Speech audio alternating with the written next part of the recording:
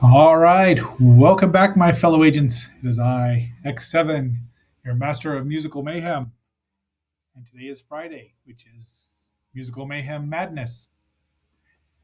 And we are going to be talking about a movie that is mostly music and cartoons, although there's a couple of live action segments, tiny bits here and there. It is, of course, Fantasia, Walt Disney's one of his masterpieces from 1940, which is hard to believe. So I got a Well, before we get too much further into this, please like, share, subscribe, leave me a comment. What do you think about this movie? Do you like the music? It's all classical, but it's beautiful. Even the kind of boring stuff, which your humble agent, having been a violin player for a long time, has an opinion about. It's all right if you're playing it, but listening to it can put you to sleep. It's true. So, having said all that, this will be. Wait a minute. Where's my. Oh, there we go. Went the wrong direction. That is from the trailer, which you saw yesterday if you watched the Geek Hider episode. But if you could watch just a few minutes longer than usual, it'd be really great. Really help the algorithm out, and I'd really appreciate it. So, get ready. Let's get tuned up and get this music going.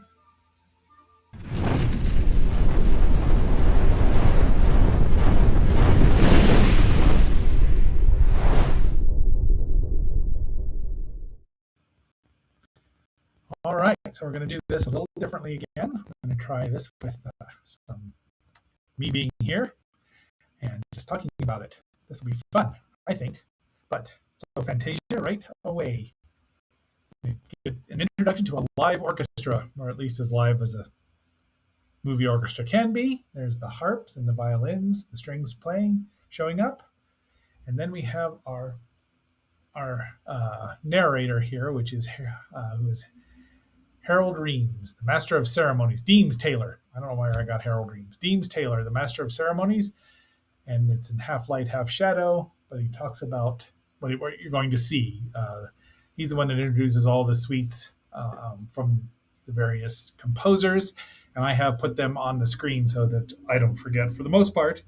But he's very pleasant, very amiable, nice voice.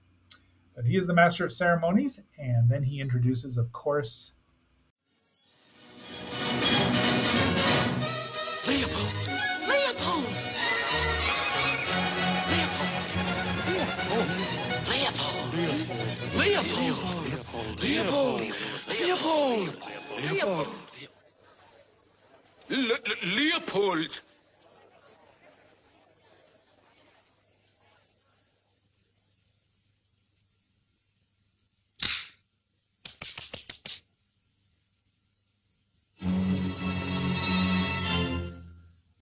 first piece here is Toccata and Fugue in D minor by Johann Sebastian Bach.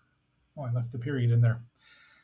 And this is mostly just shapes and sound forms set to the music. Like if you were listening, this is what they think that your conscious mind would be doing. You close your eyes and listen to it. You could also fall asleep. But it's very beautiful. The whole movie is beautiful. Uh, um, I would say it's just the animators. I mean, you can't really talk too much more about it because of that. Um, we will go over a bit of the controversies here and there, but overall, it's just a beautiful, beautiful movie. It's 2 hours long.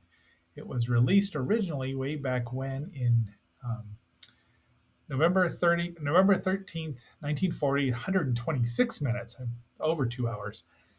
There have been trims and alterations here and there due to some poor representations, but and these were included in this. I got it from. You can find this particular version on the wonderful Internet Archives. But so the budget was 2.28 million, and it made over 83 million in its first run, and then overall, it was considered a failure. Though Disney wanted to update it every few years with new pieces, but that never happened.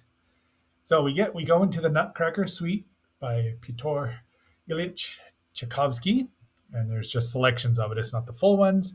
And apparently, he did not care for his own Nutcracker Suite, but we've all heard it. And so we start out with the dance of the sugar plum fairy, and then what is called the Chinese dance with mushrooms. Then the dance of the flowers. There's the Russian dance. So all of this set beautifully to music. I mean, I don't. They must have had the soundtrack originally, and obviously animated to it because it's just excellent. The colors are vivid here. I think this is out on Blu-ray. I don't know if it's the full or uncensored version. I don't. I have any problem with them cutting out pieces. Even Disney realized that they should not have. It should not have been in there.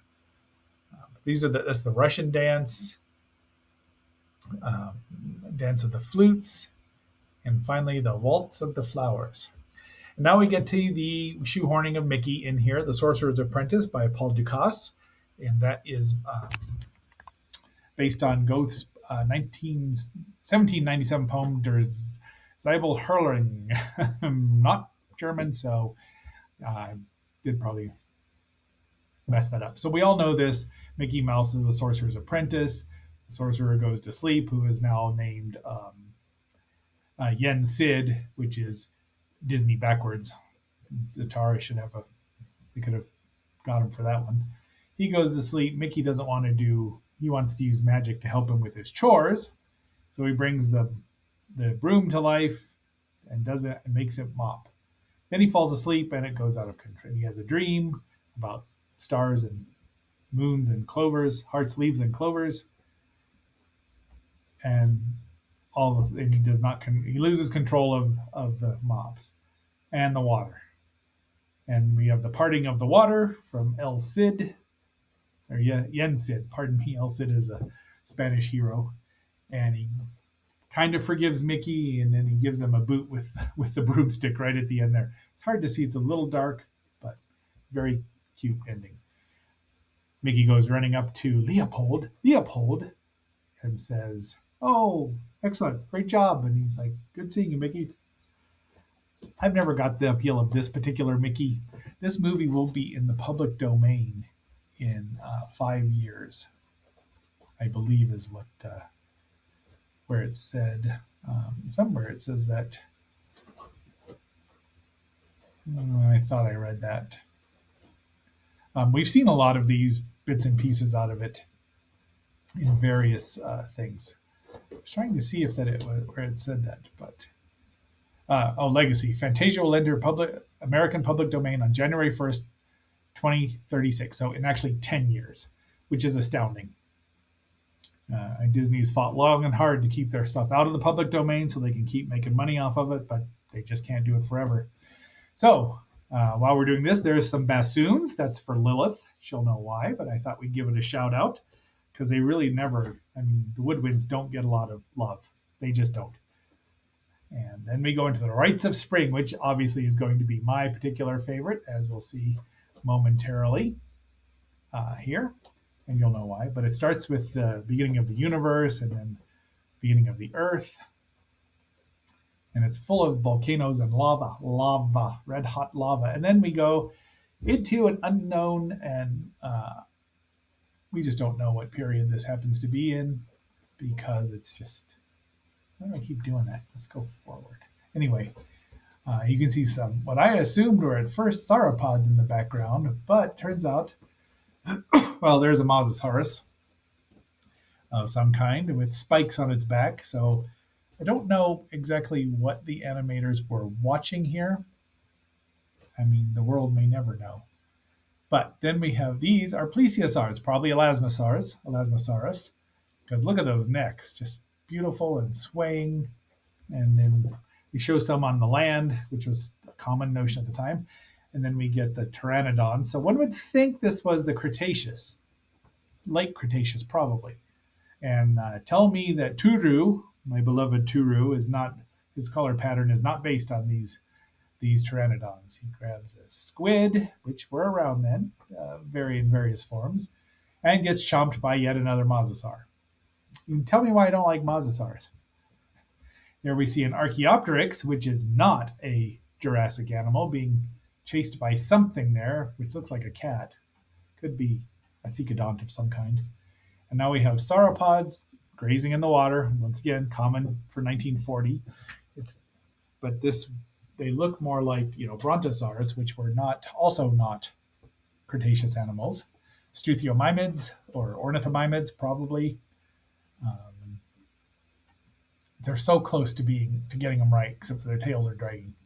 But and there we see a thagomizer with the tiny little reptile on it. We do see the Parasaurolophus, something, little bitty three horns, long before the land before time, and cuter than what's her name, Sarah.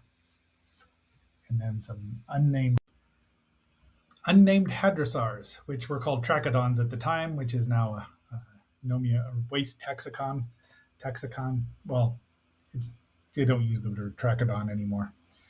Anyway, and then some more, and you'll notice they're all together. They're nesting together. They're groups, so they're herding, which I find fascinating. Even this unnamed, who knows what sauropod that is. At least it's out of the water, and the baby's only one baby's in the water. They're going rough though while they're doing that. And there's the owner of the Thagomizer, Stegosaurus stenops. Somehow he's out of time, but that's okay.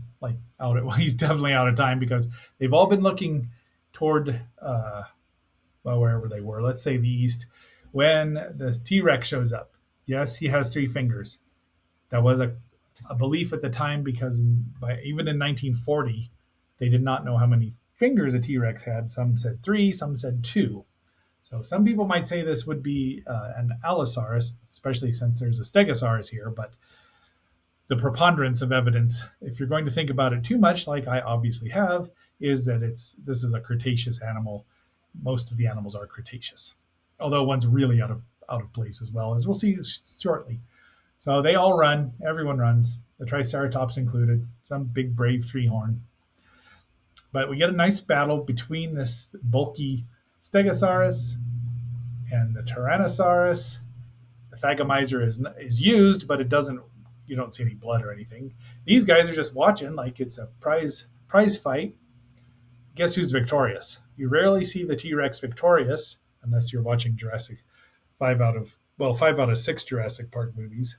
But he kills the T-Rex. Everyone wanders around, including a Dimetrodon, which is a synapsid and shouldn't even be there at all. Oh well, right? So there you go with that. And that is, then we have my least favorite stuff. They always have to show the end of the dinosaurs. These look like ceratosaurs here, but they're much smaller. So maybe they're, some kind of troodont. I don't know. But they're, and it's hard to see if you're looking for water and they got stuck here. I mean, without water, you don't have fossils, really. So I guess they could get covered up in a sandstorm. Good point. Glad I thought of that. Kind of a genius. But by the end here, they're all marching together. I guess that's a Corthosaurus, maybe. And you see their footprints turning into stone, and they're getting fossilized. And now we have a break. So that was the first half. We're about a little over an hour into it, and we get Deems showing up here. There's another shot of the woodwinds. And we get Deems here showing up, and he gets to talk to the soundtrack here. The violin, they show what the violin sounds like, and the bassoon, of all things. Somebody making this movie and wanted to talk to the bassoons.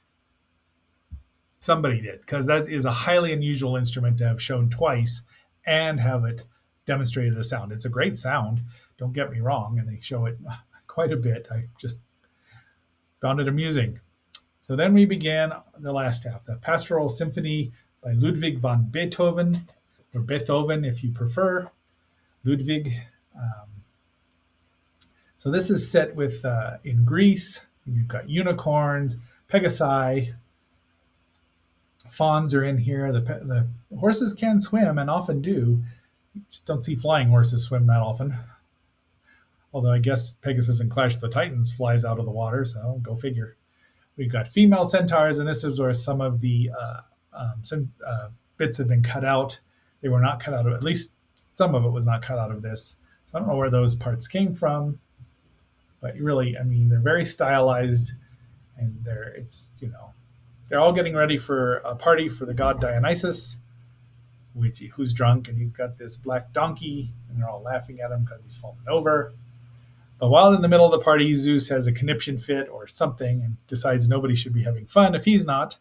And wise old sky god there with white hair and blue eyes, at least in this part. Hephaestus, or Vulcan, as they call him here, which is Hephaestus, um, makes him some thunderbolts. See, he's having fun too. So they throw him down, chasing Dionysus, his son, by the way. Uh, Female Pegasus grabs hold of the little one, and he wakes up in a pool of wine, which the Greeks and the Romans like their wine. And then says Zeus said he's caused enough trouble and goes to sleep. And there's I want to say that's Calliope, but don't quote me on that. Or Calliope, the daughter of the rainbow. Maybe I'm thinking of the Wizard of Oz. Maybe I should have looked that up. So everyone, it's the morning, or it's time to go to bed. There's the fawns, and they've all coupled up there. And there's Helios, the god of the sun, not Apollo in Greek mythology. And down it goes. And then I want to say that's Selene or Cybele, the goddess of the moon, and not Diana. That's Roman, or Artemis. But that is supposed to be the huntress. So they're conflating their Roman and Greek deities. No surprise. And it's nighttime, and that's it. And now we have the Dance of the Hours, a comic ballet in 4 parts by Amilcare Ponchielli, whose descendant would later go on to be a motorcycle cop in Southern California. Don't you know? And we've got the ostrich doing its nonsense. Then the next one is the hippos. So Lilith, there's a whole segment in here for hippos doing ballet. And then the elephants are the third segment. They interrupt the hippo and they get her to float away on bubbles. I'm not sure if they're supposed to be underwater or not. I mean, why would? All right, so the elephants float away, or the elephants have the hippo float away. And I want to say that's Henrietta Hippo, but I think that's from the new zoo review. Hyacinth Hippo. Elephant Scene and her bubble blowing elephant troupe are the evening. And then we go into Ben Alligator and his troop of alligators are night. So Ben there menaces Hyacinth not very well. She lands on him a time or two, and he does not come off the. He comes off worse for the wear. She seems to know very well what she's doing, but then all the alligators attack, and they all end up. The finale, they all end up in the temple, or palace that is, and they do all this nonsense, and the whole thing collapses on top of them. Okay, so our final segment here is Night on Bald Mountain by Modest Mussorgsky. There we go. Who I'm quite sure that's where Modest Mouse, the band Modest Mouse, got their name from. Well, we have one more song after this, but this is Walpurgis Night, which is also May Day, or a much older pagan ritual. But this is Walpurgis Night, and Chernobog is the giant devil, and he summons evil spirits and restless souls from their graves to Bald Mountain. But they don't do anything at all to anybody. So there you go, seeing summoning, and it's cool and scary and spooky. And this looks like it's done with pastels, might be on black film or black film stock. The same way black drawing boards, which would give it this look. Same thing that they used on the Batman, the animated series. But it's cool and spooky, and legend has it that Chernobog, Bela Lugosi modeled for Chernobog, and there are some very Dracula-esque poses here in it. We see, apparently it's a gate. Bald Mountain's the gate to the underworld, which is full of fire. What some people, the modern conception of hell is like, at least from the 1830s and on. And there he is summoning fire spirits, probably succubi, maybe. And we have harpies, but they don't ever go grab anyone. They just float around, And then the Angelus bell rings as dawn shows up. Dawn, take you all and be stoned to you. So that's and then they all fade back away or go back to their places of origin. Chernobog turns back into the top of the mountain, and we hear the dulcet tones of Ave Maria by Franz Schubert. We don't hear Gomer Pyle singing it, but because he hadn't sung it yet, I don't think. But you see robed monks walking along with lighted torches. They end up there. They're walking along down here toward a ruined cathedral. Dawn. There's the dawn, and that's it. So this is our next assignment, which is going to be Eastern Condors, which is an excellent movie. That'll be tomorrow, and we'll have kung fu in it, actual martial arts kung fu, and other things. Samo directed it, so I'm looking forward to that. I have only seen it once or twice, maybe twice. This is the third time I've watched it, and I've enjoyed the first 25 minutes of it. But my fellow agents, until our next assignment, and there we go. This is Hungarian Rhapsody by Franz Liszt, which is one of my favorite pieces of music,